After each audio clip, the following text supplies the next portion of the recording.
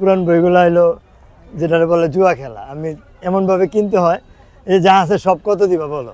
যেমন এই কোম্পানির বইগুলো যে আমি কিনছি তখন মনে করেন এবার বুর করে রাখা ছিল বইগুলা। তো আমার বলতেছে যে আমাদের 10 লক্ষ টাকার বই পুড়ে গেছে, এরপরে ভিজে গেছে, এখন তুমি এটা কত দিবা কও। তা আমি আমতা আমতা করতেছি, কি বলুম 10 লক্ষ টাকার বই। তা আমি কই ভাই আমি 5,000 টাকা দিতে রাজি আছি। পরে কয় না তুমি 5,000 না 7,000 টাকা দাও।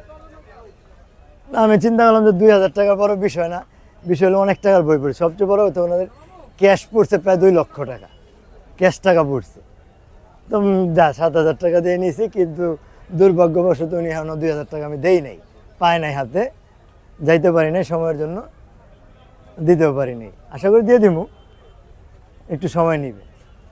এরপরে প্রথমে একটু দ্বিধাদ্বন্দ্বে ছিলাম যে বইগুলো যে কিনছি যদি না ওঠে, মাশাআল্লাহ শুক্রবার দিন উঠে গেছে ইনশাআল্লাহ। এটা আসলে এই বইটা কালেক্ট করছি, পুড়ে গেছে, নিউজ পাইছি, গেছি।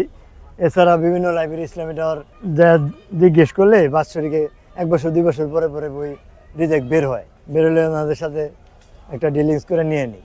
প্রায় 10 বছর হয়ে গেছে। এটা জোয়ার ভাটায় হয়তো ধরাও খাওয়া যায়, আবার বাম্পার ফলন হয়।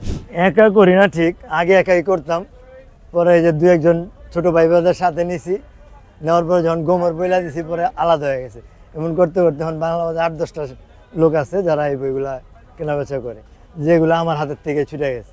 না না, বাবার পথ অবলম্বন করতে পারি নাই। আমি আমার বাবার কুলাঙ্গার সন্তান। আমাদের প্রকাশনী আছে মুন্সি মেরুল্লাহ রিসার্চ একাডেমি, কিন্তু ওই যে একটু দুষ্টু প্রকৃতির ছিলাম বিধায় ধরে রাখতে পারি নাই।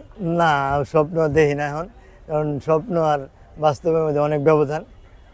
বাবাদের যুগে অনেক সহজ গেছে, কিন্তু এখন অনেক কঠিন, এখন ওই পজিশনে দাঁড়াইতে পারবো না। বই যে লকডাউন করোনার সময় আরিফাজাদের কিছু বই ছিল, এগুলা শেষ করলাম। আর বাপের হোটেলে খাইছি, মার হোটেলে ঘুমাইছি, তখন সাইমুম সিরিজ, আবুল আসাদের যে বইগুলা, এই সিরিজগুলো শেষ করছি। বই পড়ি ভাই, যেহেতু আমার বাবা একজন প্রকাশক লেখক, বই আমার পড়তে হয়েছে। চিরাচরিত নিয়ম, কালের বিবর্তনে দেখছি রাতের পর রাত বাবা লেখালেখি করছে। কি করে এটা একসময় বেকারত্বের অভিশাপ পড়ে কাটাইছে। আর এই যেমন হাসিনা পতন হইলো, এরপরে এই বইগুলো পড়া শেষ করলাম। মেজর ডালিমের যা দেখেছি পড়ছি, আমার ফাঁসি চাই পড়ছি, পিনাকি ভট্টাচার্যের স্বাধীনতা উত্তর, এগুলো পড়া শেষ করছি। পুরো মাথাটা নষ্ট হয়ে গেছে, এত বছর কি দেখলাম আর কি শুনলাম আর এখন কি জানলাম। অবশ্য লেখকের সাথে আমার পরিচয় ছিল। আমরা যখন আরো 17 বছর আগে এখানে আমি দোকানদারি করতাম, তখন এই লেখক নিজের হাতে এইভাবে আইসা বই দিয়ে যেত আমাদের। ওনার এখানে একটা হাতের লেখা সাইন থাকতো। তো এখন 17 বছর পরে পড়ে, ওই সময় যখন বইটা পড়ছি তখন কিন্তু বিশ্বাস করতাম না, মানে করার মতো ছিল না। কিন্তু এখন পড়ার পরে সবাই বিশ্বাস করবে যে না, এগুলো আসলে বাস্তব বাস্তব ক্যারেক্টার তুলে ধরছে এই বইগুলো।